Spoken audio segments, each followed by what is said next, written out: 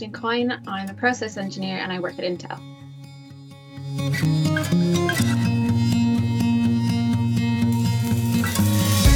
A typical day for myself would be in the morning we would have a pass down meeting. So basically the shift that was on the night before would go through anything that happened, any of the tools that could have gone down or any issues that could have been caused. They kind of run through all that. So then we kind of get a heads up of what happened. Then later on in the day we'd have a meeting with my direct team.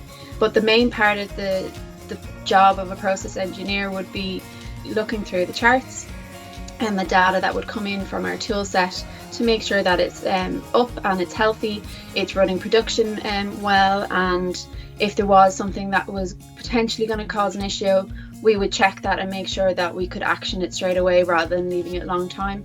So that would kind of be the biggest part of being a process engineer, would be maintaining a certain tool that you're over and making sure it's healthy and that it can run production smoothly with no issues.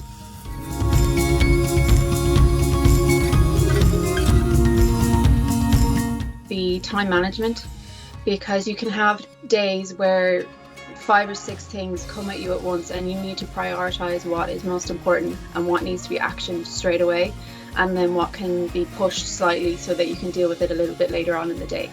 The second one that I would say would be a very key skill would be your communication skills.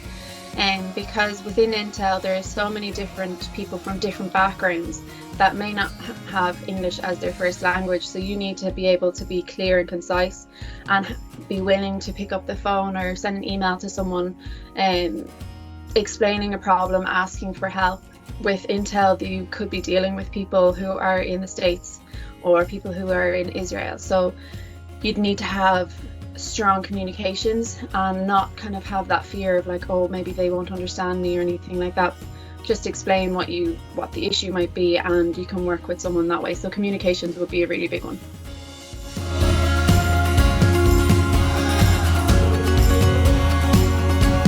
I did my undergrad in DIT and it was in pharmaceutical and medicinal chemistry. And I then went on and did a PhD in polymer chemistry. At the time I could only get a laboratory technician role because I didn't want to be in academia. And it was actually a friend of mine who works in Intel, who I'd known since my undergrad, who said that I should apply for Intel. They're offering loads of roles. So I applied for it, and kind of knowing the fact that she had a chemistry background as well kind of gave me a little bit of hope. Because like I always thought Intel was just like engineering or computer science solely. I didn't think like chemistry, why would I apply to Intel if I've got a chemistry background?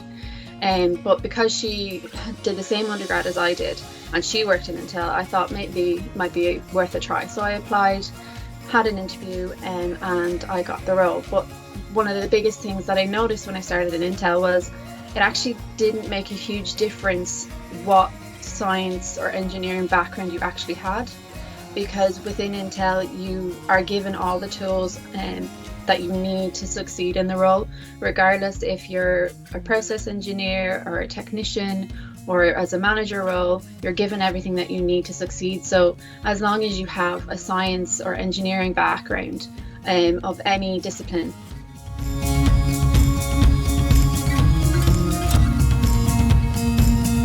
not to be afraid of applying for a job. I did kind of pigeonhole myself that I was only looking for chemistry jobs, not specifically science in general. Don't be afraid to apply for a job. You can always apply for a job. If you don't get an interview, you move on.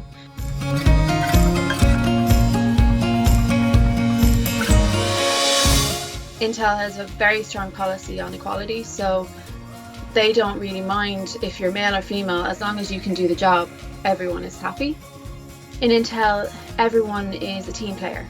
And if you had a question, if you were struggling with something and you really needed to ask someone, everyone is there to help you. Everyone is there to kind of help Intel succeed, because that's where we work.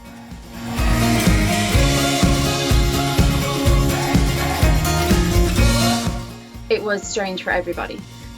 But Intel supply with your own work laptop. They supply any Ergonomics setup that you might need, so an extra monitor or keyboard. And then you also have to do an ergonomic assessment, so that someone, normally it would be face to face, but obviously with working from home during COVID, it had to be over a Teams call. And so they just made sure that your setup was correct so that you wouldn't have any muscle pain or any injuries based on your ergonomic setup. So they kind of ran through all that kind of thing with you.